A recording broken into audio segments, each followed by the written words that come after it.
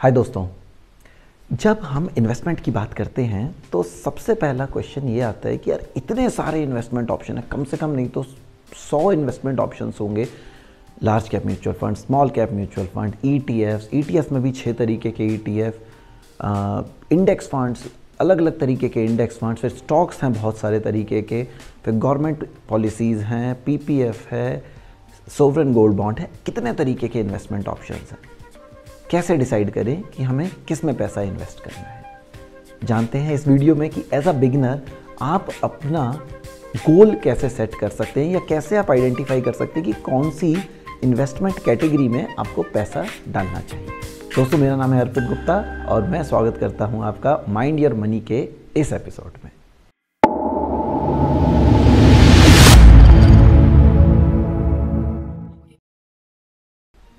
एक बेसिक सा सवाल सोचते हैं, मुझे अपना पैसा कितने सालों में डबल करना है। कोई बंदा कहे, कोई कहेगा 3 साल, कोई कहेगा 5 साल, कोई कहेगा 7 साल, कोई कहेगा 10 साल। ठीक है, जितना जल्दी आप अपने पैसे को डबल करना चाहते हो उतना ही ज़्यादा आपको रिस्की इन्वेस्टमेंट में इन्वेस्ट करना पड़ेगा।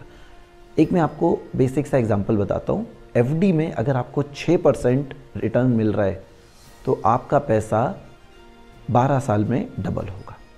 ये कैसे निकाला? इसे निकालते हैं हम, एक रूल होता है रूल ऑफ 72। आपको जितने साल में अपना पैसा डबल करना है 72 को उस नंबर से डिवाइड कर दो। 72 को हमने 6 से डिवाइड करा, आंसर आया 12। दिस मीन्स 12 साल में आपका पैसा डबल होगा। अब एफडी में तो 12 साल तो बहुत लंबा टाइम है, जितने टाइम में डबल होगा उतने में तो इन्फ्लेशन कितना बढ़ जाएगा, तो वो डबल माइनर बेनिफिट मिलेगा आपको। इसीलिए हमारे लिए बहुत ज़रूरी है हम अपने पैसे को कितनी जल्दी बढ़ा सकते हैं। अब 10-12 साल में इंक्रीज़, 12 साल में डबल हो रहा है, वो तो बहुत ज़्यादा टाइम है। लेकिन अगर मैं चाहता हूँ मेरा पैसा 5 साल में डबल हो जाए, तो मुझे कौन से इन्वेस्टमेंट ऑप्शंस को चूज़ करना पड़ेगा। बेसिकली 72 को मैं डिवाइड करूँगा 5 से, आंसर आया 14.4। वो इन्वेस्टमेंट ऑप्शंस जिसमें अप्रॉक्सीमेटली मुझे एनुअल रेट ऑफ रिटर्न 14.4, 72/5 14.4 मिलता है, मेरे लिए वो टारगेट मेरे इन्वेस्टमेंट ऑप्शंस होंगे। तो इस केस में अगर मुझे पैसा 5 साल में डबल करना है तो मैं उन ऑप्शंस में पैसा इन्वेस्ट नहीं करूँगा जहाँ पर मुझे 8-9% रिटर्न मिल रहा है। जैसे कॉर्पोरेट बॉन्ड फंड्स हो गए, जैसे सोवरेन गोल्ड बॉन्ड्स हो गए, जैसे ऑटोमोटिव या एग्रीकल्चर सेक्टर के म्यूचुअल फंड्स हो गए। इन सेक्टर्स में उतना रिटर्न नहीं आता, तो मुझे ऐसे इन्वेस्टमेंट ऑप्शंस देखने हैं जो मुझे every year on an average 14.4% का रेट ऑफ रिटर्न देंगे। For example large cap mutual funds, जो कि अच्छे लार्ज कैप म्यूचुअल फंड्स हैं। 1-2 के एग्जांपल, जैसे अगर मैं कहूँ मीरे एसेट का ब्लू चिप फंड है, उसमें रिटर्न आपको 20-22% उसने लास्ट 5 ईयर में एनुअली दिखाया है। उस टाइप के इन्वेस्टमेंट ऑप्शंस आपको चूज़ करने पड़ेंगे।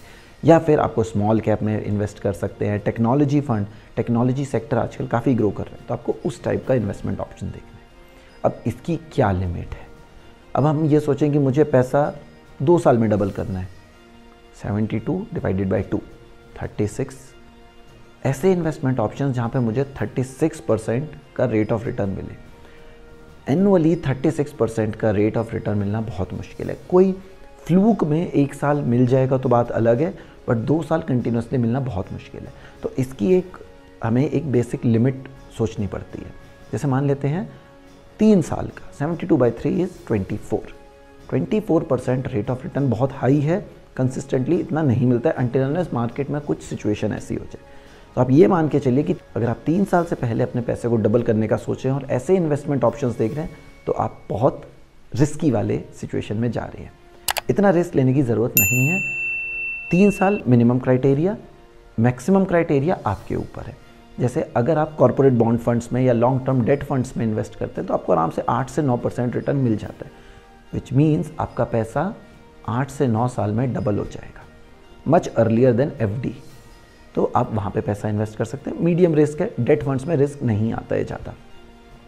अगर आपको थोड़ी जल्दी है 6-7 साल, तो आप करस्पॉन्डिंगली आप वो सोचेंगे, आप उस टाइप के इन्वेस्टमेंट ऑप्शंस ढूंढेंगे। तो बेसिकली दोस्तों, रूल ऑफ 72 ऐसा रूल है जो आपको हेल्प करता है ये जानने में कि आपको कौन से टाइप के इन्वेस्टमेंट्स में पैसा डालना चाहिए। आशा करता हूँ दोस्तों आपको ये एक बेसिक फाइनेंशियल एक्यूमेन का कॉन्सेप्ट समझ आया होगा और ये आपको हेल्प करेगा आपके अपने फाइनेंशियल गोल्स सेट करने में और उन गोल्स को अचीव करने के लिए कहाँ इन्वेस्ट करना है वो जानने में। सेरेब्रो के चैनल को सब्सक्राइब करिए इसी तरीके से अपने फाइनेंशियल नॉलेज और अपनी फाइनेंशियल एक्यूमेन को बढ़ाने के लिए।